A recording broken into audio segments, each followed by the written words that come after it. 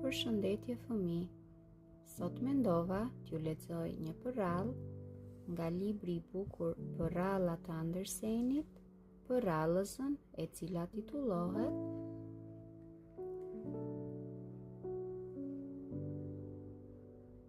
Gishtëza.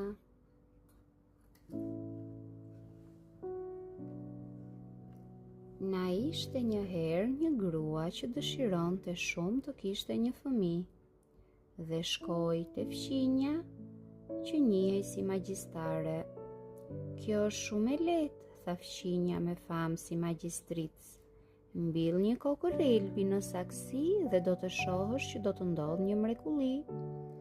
Gruaja ju bind dhe menjëherë mbolli një lule të madhe dhe të bukur, të ngjashme me tulipanin. Ishte aq e hishme sa gruaja e puthi. Menjëherë petalet u çelën dhe në brendësi të tyre u shfaq një vajzë shumë e vogël, e këndshme dhe ëmbël, jo më e gjatë se një gisht. Për këtë arsye e quajtën Gishtëza. Djep për vogëlushen u bë një lëvozhgë arre.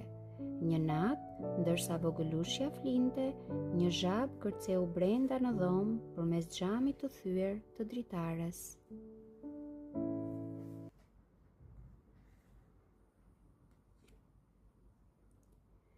Sa po pa Gishtëzën, tha me vete, sa nuse e bukur për t'i mbirë.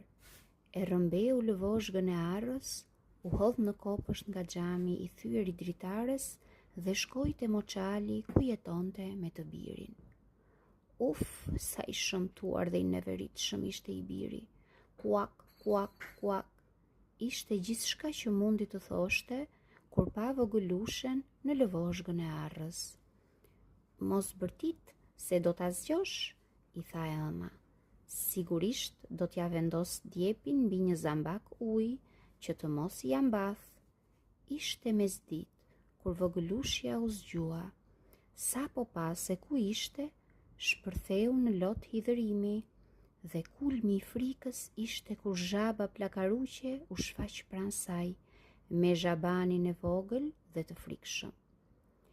Të prezantoj me birin tim të pashëm, i cili do të jetë yt shoq. Tani le të shkojmë të rregullojmë shtëpinë tuaj të re. Zhaba dhe i biri morën djepin dhe Gishtëza mbeti mbi fletën e zambakut të ujit.